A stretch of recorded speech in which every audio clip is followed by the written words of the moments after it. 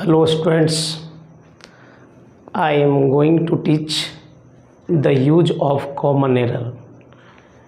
याद रखिएगा, इसके पहले जो मैं आर्टिकल पढ़ाया हूँ उसी आर्टिकल पर कॉमन एरर दिया जा रहा है और इसी कॉमन एरर को आपको बनाना है।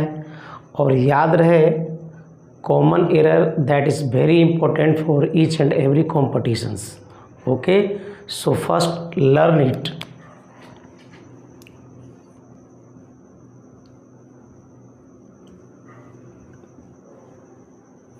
कॉमन एरर, याद रखिएगा स्टूडेंट्स, इसी कॉमन एरर को एरर डिटेक्शन कहा जाता है। इसी एरर को स्पॉटिंग एरर भी कहा जाता है।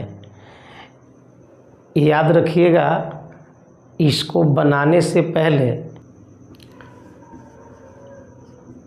Don't talk to Rohit because he always remains in the temper।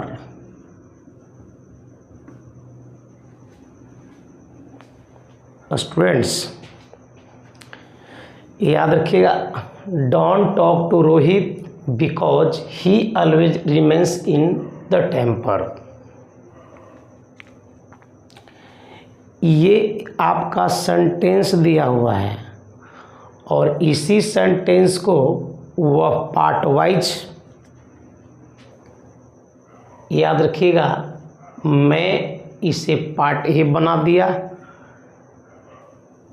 इसे मैं पार्ट बी बना दिया और इसे मैं पार्ट सी बना दिया। और यहाँ पर जो डी है वो आपका नो एरर है, ये आपका डी है। Listen to me carefully। Don't talk to Rohit because he always remains in the tempo।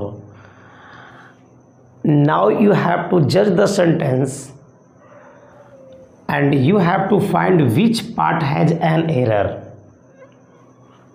So I am especially talking to you कि don't talk to Rohit because he always remains in the temper। Okay, so don't talk to, ये आपका part A है।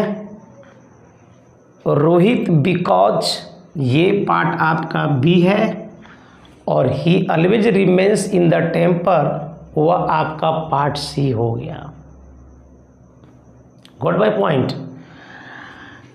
Don't talk to, याद रखिएगा, this is your imperative sentence first. Don't talk to के बाद एक रोहित, यहाँ पर एक मेरा नाउन है that's working as a object. तो डोंट टॉक टू रोहित, इसमें कोई परेशानी नहीं है because this is your conjunction और इसी कंजंक्शन के बाद ही मेरा सब्जेक्ट है जो इस रोहित के लिए यहाँ पर आया हुआ है। तो ही अपने आप में एक सब्जेक्ट है। ऑलवेज दैट्स योर एडवर्ब, वो एक एडवर्ब है और इसी का ये जो सब्जेक्ट है remains, he is a third person, तो रिमेन्स अपने आप में सही है। इन द टेम्पर का मतलब होता है गुस्सा में, but there is a problem here. याद रखिएगा कि इन टेम्पर ये वर्ड नहीं होगा। याद रखिएगा, इन द टेम्पर ये भी वर्ड नहीं होगा। इन एंड टेम्पर ये भी नहीं होगा और इन अ टेम्पर याद रखिएगा। इन द टेम्पर ये वर्ड नहीं होता है। इन द टेम्पर का मतलब यदि आप हिंदी करोगे तो इसका अर्थ होता है गुस्सा में, लेकिन इसका सही जो एक्सप्रेशन है इन द टेम्पर नहीं होता है, इन अ टेम्पर होता है। और जब इन अ टेम्पर होगा तो सर आपका यहाँ पर सही है, इसलिए आपका पार्ट जो सी है वह गलत हो गया है। इसी लेवल पर मैं आपको 5 कॉमन एरर दे रहा हूँ स्टूडेंट्स। ये आपका रहा 5 कॉमन एरर्स, और इसको ज़रा बनाइए एंड आई वांट टू सी कि आप इसमें कितना सही बनाते हो, बिकॉज़ ये आपका जो प्रॉब्लम्स है वो आर्टिकल बेस पर है। इसको बनाइए।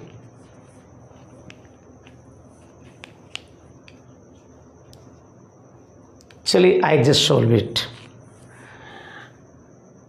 N one eyed man, listen to me carefully, an one eyed man is standing outside your house, no error। याद रखिएगा, यहाँ से लेकर के यहाँ तक आपका एक सेंटेंस दिया हुआ है, और पार्ट सी, पार्ट बी और पार्ट ए कहीं न कहीं सर आपका एक एरर होता है, उसमें गलतियाँ होती है, और ये कोई ज़रूरी नहीं है कि इसमें गलत ही होगा। यदि चेक करने के बाद I think you are not able to find out the error, so your answers will be D, I mean no error. Okay, so an one eyed man is standing outside your home. याद रखिएगा, यहाँ पर N लगा हुआ है, यहाँ पर one eyed man है। याद रखिएगा, मैन अपने आप में एक सिंगुलर वर्ड है, और इसी नाउन के पहले याद रखिए वन आइड एक आपका एडजेक्टिव का काम कर रहा है, और इसी एडजेक्टिव के अकॉर्डिंग सर आपका जो एन लगा हुआ है, because we are watching this is vowel, but in spite of being vowel, देखिए वावेल होने के बावजूद भी in spite of being vowel it gives the consonant sense. If you write in Hindi one, or one comes from consonant sound, that's why a will not be, here will be a, I mean यहाँ पर आपको a करना होगा। N1 ये गलत है, आपका यहाँ पर ए करना होगा, a one eyed man, not an, so your part गलत है सर। पार्ट ए में आपका गलत है, आपको एन के जगह पर ए करना चाहिए था। Okay, will you like to have cup of tea. Students, of एक मेरा प्रेपोजिशन है, और प्रेपोजिशंस के बाद वाला जो टी है एक आपका नाउन है, और कप भी आपका एक नाउन है। कप जो होता है वो एक सिंगुलर काउंटेबल नाउन होता है, तो इसके पहले आपको आर्टिकल लगाना होगा। तो याद रखिएगा, पार्ट सी गलत हो गया है, इसमें आपको ए का इस्तेमाल करना पड़ेगा। याद रखिएगा, जब आप यहाँ ए का इस्तेमाल करेंगे तब जाके सेंटेंस आपका सही होगा, इसलिए पार्ट सी आपका गलत हो गया, यानी कि सेकंड का पार्ट सी जो है वह गलत है। We saw A elephant in the zoo. याद रखिएगा, एलिफेंट के पहले ए का प्रयोग नहीं होगा, क्या का प्रयोग होगा, एन का प्रयोग होगा। अब एन का प्रयोग होगा तो यहाँ पे दे क्या रखा है, ए, जो कि अपने आप में गलत है। तो पार्ट आपका बी, ए भी जो गलत होगा, यहाँ पे ए को काट करके आपको एन करना पड़ेगा। Got my point? Okay, my brother went there. याद रखिएगा, फिर से यहाँ पर एक आर्टिकल दिया हुआ आवर। याद रखना, this is your consonant no doubt, but it's sense vowel sound, just like hour, like that, the first that's why your a will not be, n will be। याद रखना, एक जगह पर n होगा। Okay, he never tells lie because he is honest। he never tells lie because he is honest। याद रखिएगा, he never tells lie, tells lie याद रखिएगा ये वर्ड मीनिंगलेस होता है, इसको सही करने पड़ेगा टेल अ लाई। याद रखिएगा टेल अ लाई का मतलब होता है झूठ बोलना। तो याद रखना इसमें ये यहाँ पर मिस हो गया है, यानी कि ये यहाँ पे छूटा हुआ है, उसके हिसाब से सर आपका पार्ट भी गलत है। सेंटेंस इम्प्रूवमेंट, याद रखिएगा जो मैं सेंटेंस इम्प्रूवमेंट में देने जा रहा हूँ वो आपका आर्टिकल बेस्ड पर ही होगा। याद रहे sentence improvement.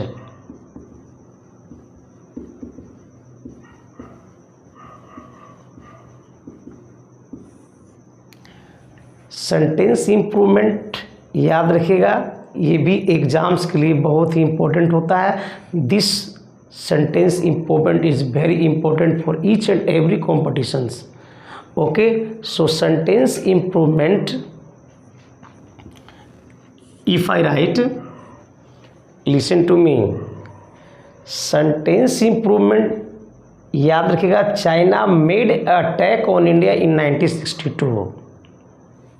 Listen to me, याद रखिएगा सेंटेंस इम्प्रूवमेंट में उसी चीज़ को आपको सुधारना है जो अंडरलाइन होता है। सर यहाँ पर ये वर्ड ए अटैक एक अंडरलाइन वर्ड दिया हुआ है एंड सेंटेंस के अकॉर्डिंग आपको जज करना है कि ए अटैक ये गलत है या सही है।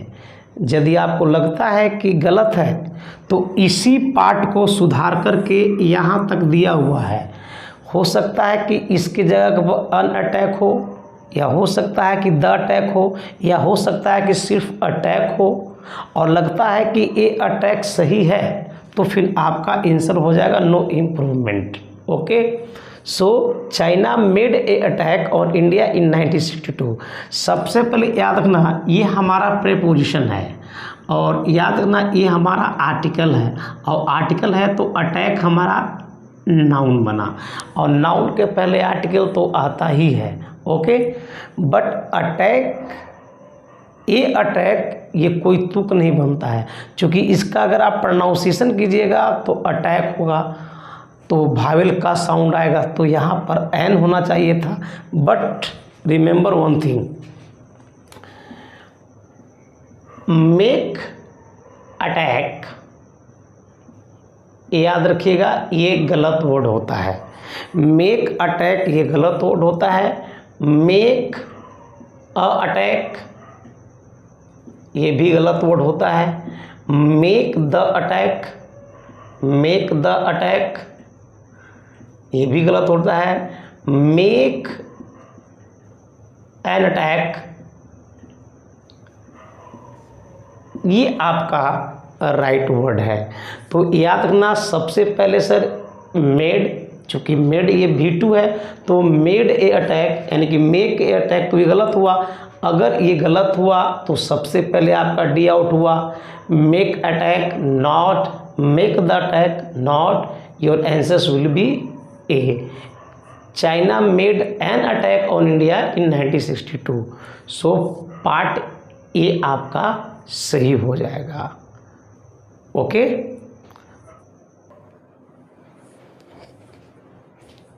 चलिए स्टूडेंट्स, ये आपका 3 सेंटेंस इम्प्रूवमेंट है, ज़रा इसको सॉल्व कीजिए।